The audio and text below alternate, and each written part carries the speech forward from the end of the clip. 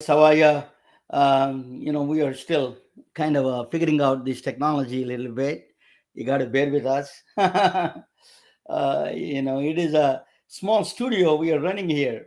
It is a funny, something in technology that's a problem. And they say the technology will take over, computers take over humans. It's just a joke because they can't even do basic stuff like basic command structures. It is so complicated now. So um so anyway, I'm going to start in soon. That Jennifer, are you going to be there, or they try again? I think I did everything that I could do from my side. you know I can invite you one more time. Ask those, if you can ask them help, that they would do. Hey, thank you. Good morning, India. Good morning, India. Uh, Good afternoon in England, and good evening in California. This is a bedtime story for East Coast people. Okay. The part I have written a book is called. Uh, I have written a book. This is called. Science is not the subject, science must be a lifestyle. Is a book intended for healthcare, mostly intended for healthcare professionals to expose different kind of a fields. you know so I tell you, I give an analogy for this. Funny analogy, but don't think anything mean about it. But my son graduated from high school with a 4.0 at the time. He got a good grades, and then he got admission in the Vanderbilt. But all his buddies are going to University of Georgia. So he said that to me, Dad, I want to go. I want to go to only University of Georgia. I don't want to go to Vanderbilt. He said, son, Vanderbilt is a very prestigious school. It's a good school. They're giving you a scholarship. You should go there. And he said that, no, Dad, all my buddies are going to the Vanderbilt, the University of Georgia party school. So I told him, okay, that's fine. I give you $100 for you to go there, visit that place, and then there is a bus went from Atlanta to Vanderbilt, Nashville. So he went there, and he saw all the beautiful women there. He changed his mind, and then came back and he said, "I'm going to Vanderbilt." He said. So, so exposure is very important. To the even doctors. Everything, all the other subjects. So you're learning a different subjects, different phases of the different subjects are needed to understand more in the ecosystem of the innovation. That is what I do. I like to help in the healthcare community to understand more of the intricacies of the innovation, and the process, and the science behind it, the true science behind it.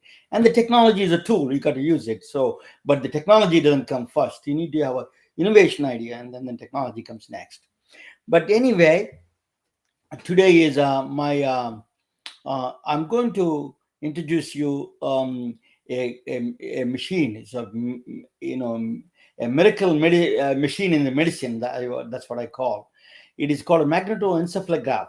Okay, I think a lot of people know CT scan, MRI, X-rays, all those things they heard, but they probably is very few. Some of them don't even know what it is, and magnetoencephalography is. So I'm going to. This is a 10 years ago. You won't believe.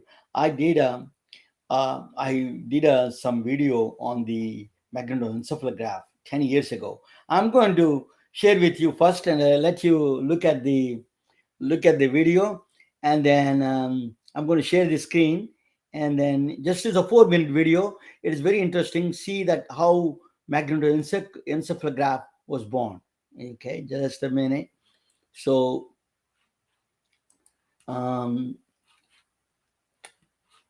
just to give me 1 second, I'm going to. Okay.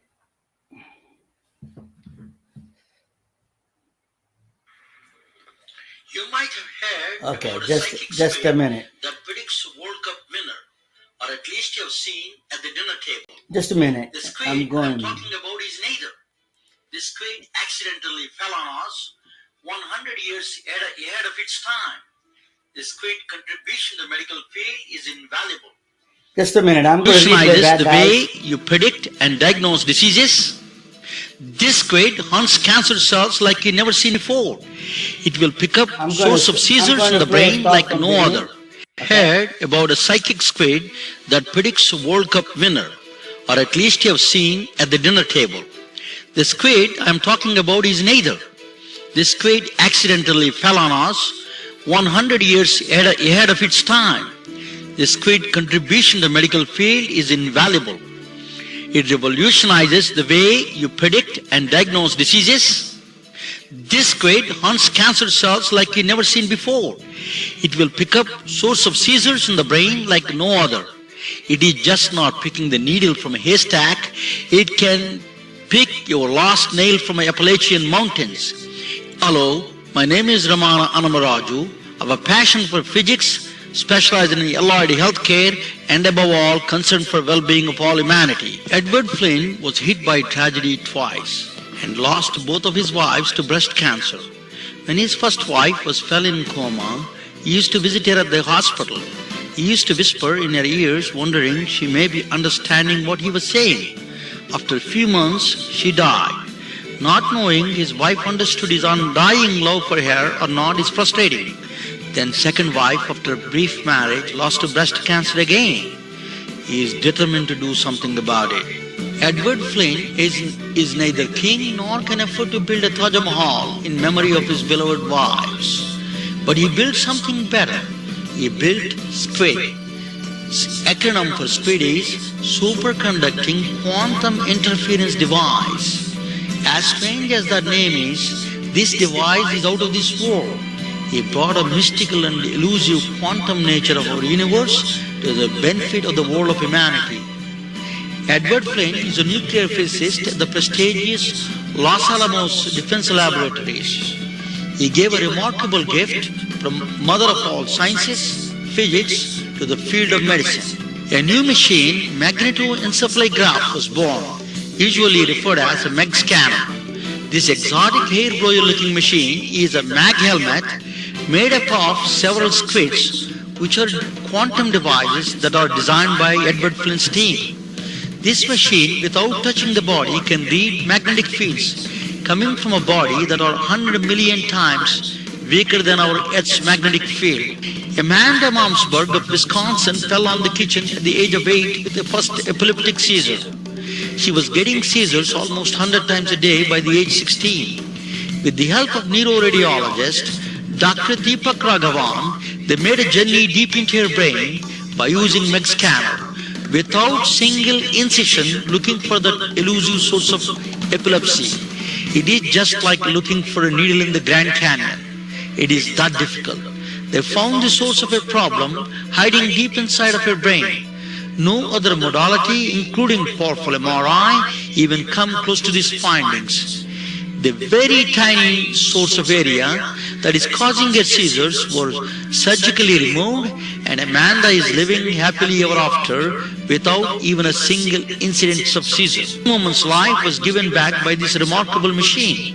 The researchers racing towards to find that very tiny number of cells that causing Alzheimer's, schizophrenia, depression, autism, and chronic alcoholism, and many other brain-related diseases.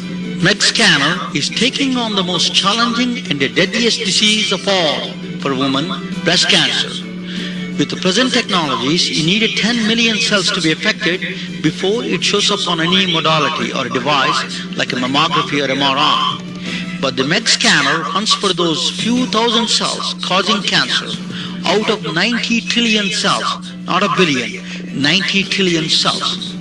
Probably MEG scanner can detect breast cancer 5 to 10 years in advance before any modality. Vanderbilt Gastrointestinal Squid Technology GIST Laboratory is an interdisciplinary initiative by the Department of Surgery and by the Department of Physics to detect hard-to-find stomach ailments. Can go on. This is a direct demonstration of quantum physics in action through a medical device while saving countless lives. Nuclear physicist Edward Flynn may not have saved his wife's life, but saved countless lives on her memory and will be saving millions in the future. It is a better than a Taj Mahal indeed. Thank you for listening. So yeah, let me, that. So you watch the video. This is actually 10 years ago, almost 10 years ago. There's a let me. There's a. I did it 10 years ago. This video. Can you believe that? That I changed a little bit here and there, but oh my God, still I remember uh, thinking about the magnetoencephalograph. So I'm going to share the one more screen with you. I wanted to bring. This is a different way. I try the, but I, I this. Can you hear Jennifer? Can you hear me, Jennifer? Everything is okay. Okay. Okay. Now I'm going to show you a little bit about it. This is I think I'm doing good, and I'm not sure. This. Let me just one more thing. Just 1 second. I need to bring this PowerPoint presentation to the source that I thought I did, but upload file save. Just give me a couple of minutes. Jennifer, you can talk while I'm doing this. Can you say something and about our book and our products a little bit? I will, Ramona. I was going to introduce you and tell you it was my pleasure to introduce you and to let everyone know that you authored our book, Science is Not a Subject, Science Must Be a Lifestyle. And with all your years of experience, you have a master's in physics and you studied nuclear engineering and computer science.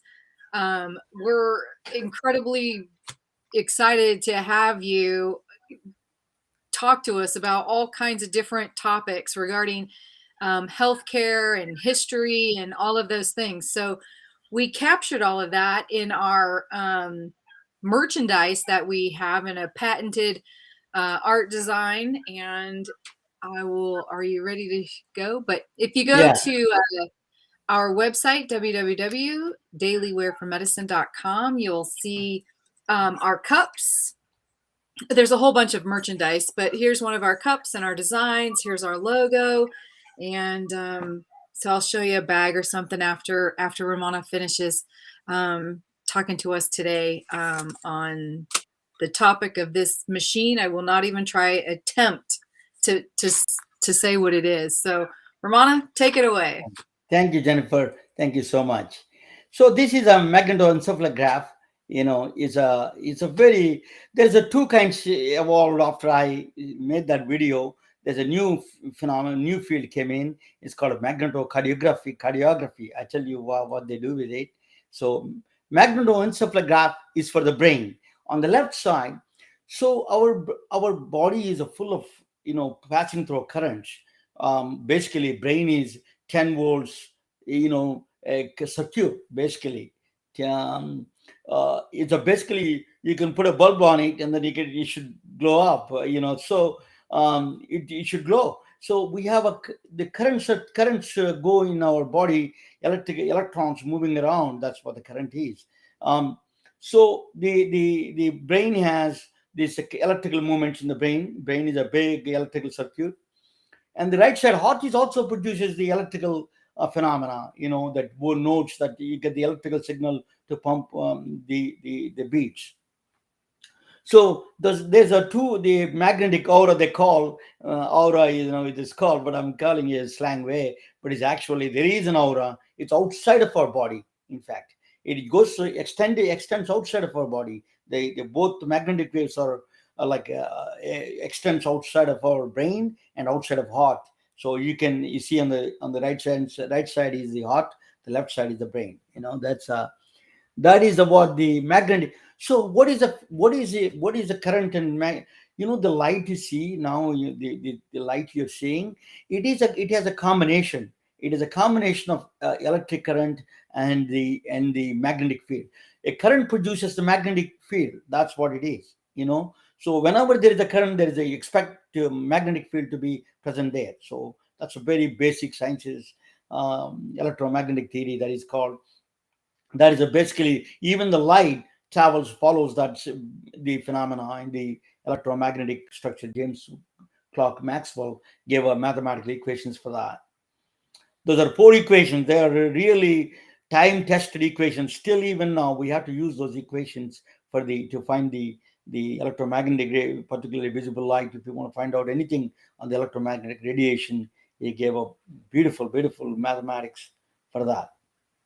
So our whenever there is a current goes on, that definitely there is a magnetic field there. So that is established. Is a perpendicular. It goes, the right hand principle, right hand, the angle. That's what the electricity and the magnetism work in that direction. The two perpendicular directions it work.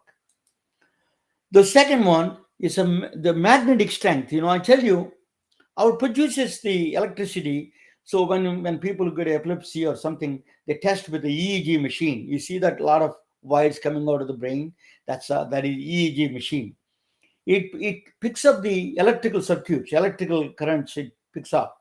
So they figured out something going on with somebody has having a stroke, somebody has having other problems in the brain, dementia. Those kind of things you can diagnose with the electric system. But it is a very crude structure, because crude you don't get any details with it. It just gets you some kind of a overview of the brain. If there is something wrong, it tells you there is something wrong, but you can't do much more than that.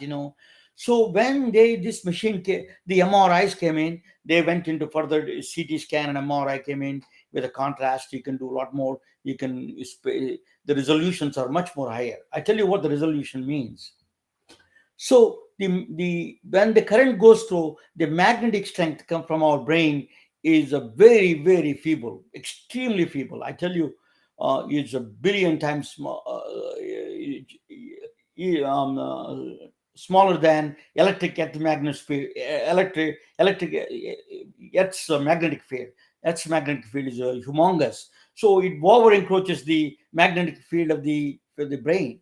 But this is the Edward Flynn, what I said to you, that he invented a machine, is a quantum machine, is a quantum phenomena. Speed is works on a quantum interference device. I will explain you that device, how it works. But the resolution from this temporal and spatial resolution is extraordinary. Temporal means that you have a time to pick up within the least amount of time, like a milliseconds, that you can pick up the data. That's a temporal resolution. Spatial resolution is the smallest area that you can focus on. Epilepsy, for example, it generates from the small. Even alcoholism, all of them are related to the brain cells somewhere in the very inside the brain. You can figure it out through this MEG scanner where they are exactly located at. That is a great thing. That's what the research going on. So temporal and the spatial resolutions are the amount of time you need to pick up the smallest amount of time that you need to pick up the data. That is temporal resolution. Spatial resolution is basically where the location, the smallest area that you can focus on. So the magnetic Earth also emits a lot of magnetic field, but our brain also emits the magnetic field. That is very small. What the Edward Flynn did was he came up with a new method. It's called squid. That squid, bunch of helmets they put on the helmet, the hair blowing machine that you see in MEG scanner. It has a lot of squids inside, bunch of squids. So that is what makes to draw the so what is the advantage of it? That is, I told you the advantage is spatial and temporal resolution is extraordinary. So you can go and pinpoint where the source of the epilepsy or where the source of a stroke, all those things you can figure it out. What are the exact locations of those places through a MEG scanner? There is a limitations in the functional MRI. MRIs can do very good job, but there is a limitations. Oxygenation. What MRI does is it picks up the oxygen, the oxygenated and deoxygenated blood. So it measures the deoxygenated blood based on that one. So it is not really after the action is done. It takes almost in the lifetime, in a sense, in the neuron's lifetime. It takes the effect is known after that. So we already missed the action. You missed the boat. You missed the train. The train is already running. You're catching the running train. But the MEG scanner, you catch at the station itself. That is the power of the where the exact neuron is starting the process there. Where is that exact location? What is the pathology? What is the actually what is going on to the neurons? You will figure it out at that location itself.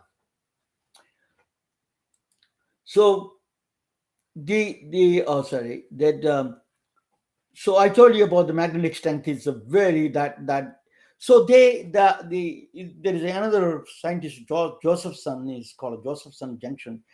So I need to explain what quantum or tunneling is. This device is based on a phenomenon called quantum tunneling. Quantum tunneling is, for example, if you go, if you usually expect water to flow from the top to bottom, right? But you never see the water going from bottom to the top, right? That's what exactly happens here. In a very strange situations, the quantum tunneling effects, it takes place. Now the people are believing in it now, that the way the birds navigate to the migrations through the quantum tunneling process, because birds have a magnetic dipole, a quantum tunneling process they use. Sorry, magnetic tunneling process they use to to create the the migration, the direction to the go, and then come back exactly same place. So not only our eyes itself, they exhibit a quantum tunneling process because of the photoelectric effect. Even the leaves, the photosynthesis is expected to, they're expecting the quantum biology, the field of quantum biology is that the quantum tunneling means it defies the classical physics. Basically, lower potential go to a higher potential. That's what the quantum tunneling is. It's a very strange phenomenon. So in this area, you're observing a macroscopic phenomena, quantum phenomena in a macroscopic scale. Not at the electronic level. You can see almost a neuron level, the quantum phenomena here. That is a power of this MEG scanner and the invention of the quantum tunneling. In fact, that is a Josephson junction. Is the electronics. You know why? iPod, right? iPod. When it came out, there's so many songs you can put in a small thin slice. The reason is that you could able to put that many songs in the smallest place because of the Josephson junction. That is it is a quantum tunneling process. Actually, the guy who invented that one, the hard disk and those things, he won the Nobel Prize. So you could able to you could able to utilize the space much more effective. That's why you could able to not a classical way. If you do the classical way, you would not fit all the 1,000 songs there, but you could put on all those songs within that small space because of the quantum tunneling effect. So, but anyway, I'm not going to deviate from the medical side. I'm going to stay with the medical side. So the spatial resolution. So the 1 inch, we can see 25 microns. See, the dust you see in the night, in the daytime, you walk around, you see a dust is a 25 microns. So the MEG scanner go to 1 over 25,000 inch, smallest you can imagine. You cannot see with the eye. That picks up that spatial resolution. It goes, and the pico Tesla they call, the strength wise, the spatial resolution is 1 over 25,000 times that of an inch. You can focus on that, and then on the temporal resolution, spatial resolution is that, and temporal resolution is the strength is it can pick up the picoseconds, the pico Tesla. There's a Tesla is a not a Elon Musk, but it's Tesla. Tesla is the strength of the MRI. Is not a Tesla. Is not a car. He's a Nikola Tesla is the inventor. He was the inventor of the alternative current and all those things. But the magnetic strength come from named after him. Is a Tesla. We call them, people using MRI machines, 3.0 Tesla for 7. Doctors brag sometimes. I got a 7.0 Tesla, I got a 3.0 Tesla. Basically, these are all strength of the magnet they're talking about. So that is a phenomenon. Quantum tunneling is a very strange phenomena. It is a really mind-boggling phenomena. That is a some of the peculiar aspects of the quantum physics are bringing to the medicine, in fact.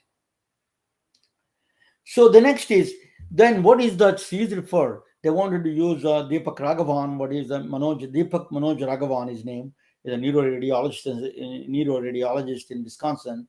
That Amanda Mamsberg, she's having like 100 times a day epilepsy. So what they did was they went into her and exactly located the region of the space that is causing the epilepsy. They surgically they removed it. She never had the epilepsy, the epileptic seizure again. So the depression, they were thinking, all this you can apply. You can see the places that in the brain, the addiction to alcoholism, the depression, the cancer, all those things you can find out through this machine. I tell you a funny thing. Uh, I think I saw when you see this one, that before I go, this this is a magnetoencephalograph is built around. It has to be built with a nose. It is in the vacuum. It is a very expensive construction. You have to build in the suspension in the air. Actually, the whole structure suspends in the air. I went to Minneapolis, Prince studio. Prince had a studio in Minneapolis. I had an opportunity to visit that place. My friend is a friend. There, he took us there, and then it is actually that structure. I had a picture. I will show you somewhere there. It stands in the like a magnetoencephalograph room, suspended in the air, because he doesn't want any noise from outside coming inside. It's a vacuum, double vacuum seal in that one. But anyway, so it reminds me of that magnetoencephalograph room actually. So the next one is the so Bose. Why we have a actually Bose-Einstein condensate. I was talking on a Bose-Einstein condensate on the India's Nobel Prize winners. Basically, India's in the Bose-Einstein condensate is a phenomena that is when you take a steam and you cool it, it becomes water. When you cool the water, it becomes ice, right? When you cool the water all the way to the absolute zero temperature, something strange happens, because the molecules, the water molecules, I'm not giving, they don't do with the water, but I'm giving an analogy, so don't get me all exactly the same thing I'm saying. I give a lot of analogies to make sure to keep easily that I can communicate with you guys. So that molecule, so that atom, once you find that it becomes so cold, it cannot move. So the location, the velocity is zero, but that is a big no in quantum physics. That's called Heisenberg's uncertainty principle. You cannot determine the position and the momentum of a particle simultaneously. It is not possible. That is not allowed. Nature don't allow you to measure the both speed and momentum, speed and location. So it won't allow. So what it does, it becomes strange. It becomes a wave, so it spreads out like a quantum system. It is everywhere, all the places there. That's called a Bose-Einstein condensate state. The Bose name came from an Indian, Sachendranath Bose. He gave a mathematics statistics for that Bose-Einstein condensate. This is the fifth state of matter. But the solid, liquid, gas, plasma, the four states of matter. Fifth state of matter is Bose-Einstein condensate. It is in a very exotic state. When you go there, the light travels to the Bose-Einstein condensate. It is like almost omnipresent, kind of thing. It stops the light on the track. The light slows down. Light goes to speed 186,000 miles per second. It goes to 10 miles per hour. Here in this medium. So think about that. What this medium is. It's a very they won the 10 Nobel Prizes on this one. They experimentally created the Bose-Einstein condensate after the Bose died. 75 years after Bose died, they created it in the Denver, Colorado. They created this matter. Is a fifth state of matter. It's called Bose-Einstein condensate. They can use the squid. There's a squid I was talking about, the quantum interference device. You could use the Bose-Einstein condensate magnetometers. They can do a lot more things with the heart and with the brain and the other parts of the body. The entire body is electrical signals, right? So there is a lot of magnetic strength going on. So that this if you use this Bose-Einstein condensate, it gives you much more power punch to the power, So magnetocardiography is another. It is a very little bit different than the principles are same, but it is the same thing actually. The But it can work in the room temperature. That's a good part about the magnetocardiography. So the congestive heart failure, people who have heart attacks, and then they have a fetal heart. It's hard to get the exact location of the fetal heart. The problem is to get an ultrasound. You cannot get enough spatial resolution or temporal resolution there. So they can use the magnetocardiography and use exactly where the location in the beginning itself. You know, a lot of congestive heart failures, for example, you can detect probably 5 to 10 years in advance when that person is going to have a heart attack. Because think about that, all the pathways, the heart pathways, you will know by through magnetocardiography. It is exactly what it goes on. It is a sci-fi kind of a equipment. This is a device, but so that is one Prince music studio I was telling you that it reminded me Meg scanner. That is a Prince studio. Looks like a magnetoencephalography actually inside. You go there, it's like a psychedelic feeling inside. so so it is a very funny feeling there inside. It is a There is a pin drop silence because he created a vacuum ceiling around it. It suspends, literally suspends in the air. You just have one pole, and it suspend. It doesn't have any transmission from outside. Even no, the noises from the earth also don't come there. That so so we are so Bose-Einstein condensate. We had a t-shirts, and Jennifer can talk about it. We really, I did talk about in my book quite a bit about Bose-Einstein condensate state. They are going to use that in the future Bose-Einstein condensate for the magnetoencephalograph and magnetocardiography. These are two powerful phenomena that's going to change the world of medicine, in my view. So just my job is to give exposure. It's not yeah, I can explain every bit of science. I'm not expert in that direction, but my job is to expose you. There are things like that exist. You may know some of these things, I'm pretty sure, but if you don't know, then it's good. That's all my attempt is here. Thank you for watching me. If I let a little bit of explain by Jennifer, you can take over now, and I will stop this presentation. Thank you all. Just let me, Jennifer, come in the. I will take a backseat. Little.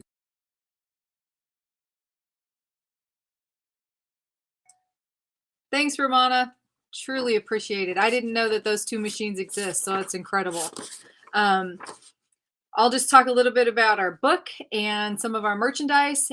Just to let everyone know, one of our goals is to bring these hard to understand concepts in science and math, creating curiosity with our patented 3-minute reads and our lifestyle designs. So learning about, this medical technology that exists that you might not have known about previously, but gives you new ideas and talks about innovations. So our book, here's the cover. And science is not a subject. Science must be a lifestyle. It's brings in all kinds of different concepts, and we connect it to history and some famous famous individuals. So we want to ask you to join us in creating curiosity. And again, like I showed you, one of our cups, this is Boltzmann, and this is just one of the designs. This is our logo, Daily Wear for Medicine. We've got all kinds of different stuff that you can look at, but it's kind of fun to correlate both of them. You can get our ebook also. And then this is Florence Nightingale. We have her on a bag, so that's kind of fun.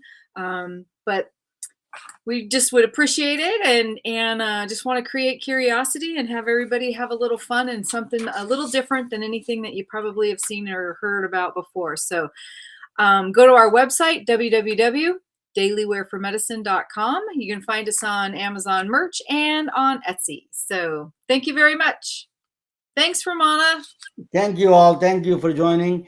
It is a wonderful. Sorry, it's a relief from my accent, from Jennifer's accent. So, so bear with me. My accent and everything, is in attempt to, give a credibility to the science. Because a lot of times what is happening in the trust towards science is dropping. So we wanted to do our best to give a different twist to the science with merchandise and everything. Thank you all for joining. Bye. I can